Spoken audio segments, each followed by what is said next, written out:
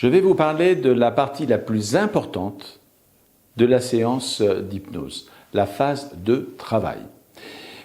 La phase de travail, c'est à ce moment-là que vous allez modifier, que vous allez proposer des modifications au niveau des agencements psychologiques néfastes de la personne qui vient vous consulter ou vous voir ou pour laquelle vous avez envie de faire quelque chose de positif. Mais avant d'aller plus loin dans la phase de travail, je vais me présenter pour que vous sachiez qui je suis et puis ensuite nous parlerons de cette fameuse phase de travail. Donc je suis le docteur Robert Larsonneur et j'ai créé et je dirige deux centres de formation, France Hypnose Formation d'un côté et France PNL de l'autre.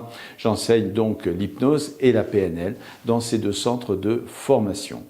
Alors, la PNL et l'hypnose, juste un mot pour vous dire que ce sont deux disciplines différentes, mais compatibles. Et c'est ça qui est intéressant, puisque la PNL a été créée à partir de la modélisation d'un monsieur qui a révolutionné l'hypnose. J'ai cité Milton Erickson. Voilà. Et donc, la PNL et l'hypnose sont compatibles, mais différentes en même temps. Alors maintenant, revenons à la phase de travail. Mais avant de vous parler de la phase de travail, je voudrais vous dire ce qui est le plus important lorsque l'on pratique l'hypnose. Ce qui est le plus important, ça n'est pas de mettre la personne en transe hypnotique. Le plus important lorsqu'on pratique l'hypnose, c'est de modifier les agencements psychologiques néfastes de la personne. Donc en d'autres termes, si elle est phobique d'une araignée, elle ne vient pas pour que vous la mettiez en hypnose et en relaxation, et même si c'est agréable, etc.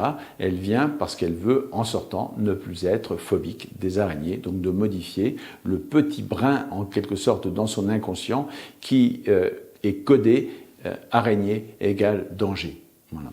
Alors, dans cette phase de travail, nous allons mettre des suggestions.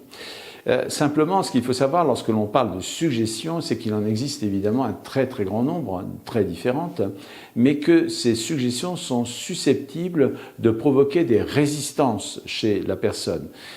Les résistances de la part de qui, de quoi? Eh bien, de la part du conscient. C'est pour ça que l'hypnose consiste à contourner en quelque sorte les résistances du conscient pour accéder à l'inconscient.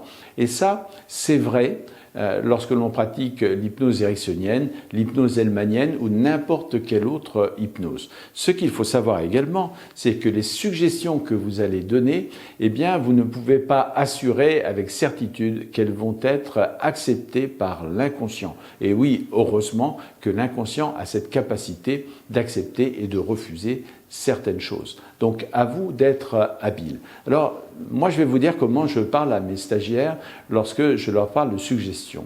Je leur dis, voyez, les suggestions, pour vous donner une idée de ce que vous pouvez faire pour la personne qui est en face de vous, imaginez par exemple quelqu'un qui est sur un marché, qui vient au marché et qui va passer devant un marchand de fruits et légumes. Voilà. La personne qui vend des fruits et légumes, la première chose, c'est qu'elle ne sait pas si la personne qui passe va s'arrêter pour acheter quelque chose. Et la deuxième chose, c'est qu'elle ne sait pas si la personne qui passe devant va acheter des tomates, des concombres pour faire une salade et autre chose, ou alors des poireaux et des pommes de terre pour faire une soupe. Elle ne sait pas cela. Par contre, ce qu'elle sait, c'est qu'elle aimerait bien que la personne s'arrête.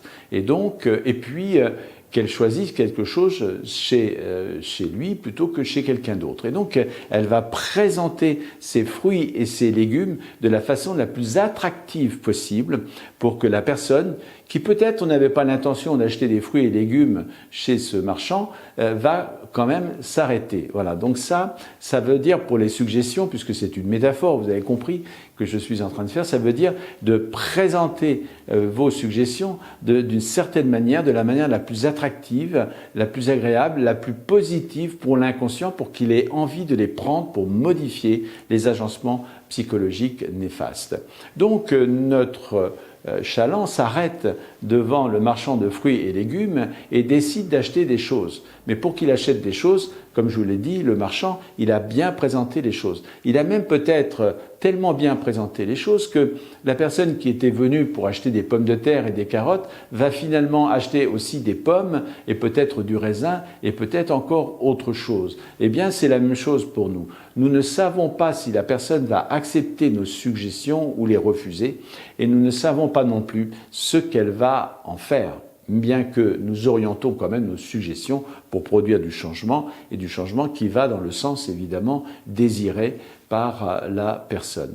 Donc les suggestions, c'est vraiment ce qu'il y a de plus important en hypnose. La phase de travail, c'est la partie la plus importante de l'hypnose, c'est la partie qui consiste à modifier les agencements psychologiques néfastes.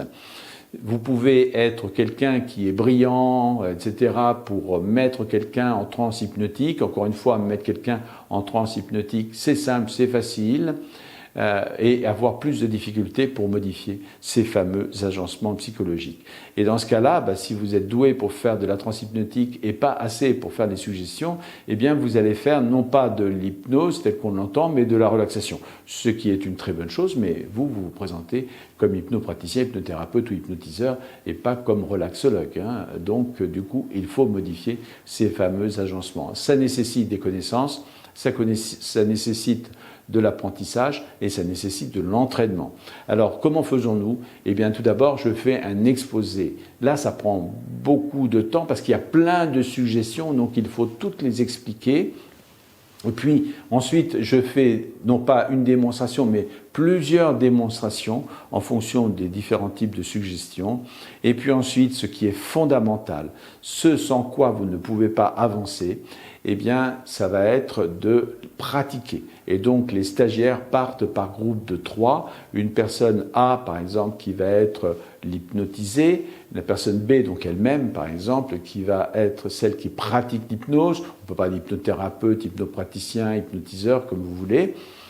Et puis, une personne qui va superviser le travail, ça veut dire qu'elle va observer, prendre des notes et ensuite faire un compte-rendu. Elle fera un compte-rendu sur ce qu'elle a vu de bien et aussi ce qui peut être amélioré. Et donc, que la personne pourra intégrer dans ses prochains exercices. Ça n'est que de cette manière que nous pouvons progresser. Et c'est pour cette raison que nous ne faisons que des séances complètes d'hypnose. Sauf dans les 4 premiers jours où évidemment il faut apprendre les différentes étapes de la séance d'hypnose, mais une fois que on sait toutes les différentes étapes, eh bien nous ne pratiquons plus que des séances complètes, comme en cabinet, tout simplement, de A à Z, comme un pro. Voilà. J'espère que cette vidéo vous a intéressé. Si elle vous a intéressé, si vous avez apprécié, eh bien, je vous invite à liker, tout simplement.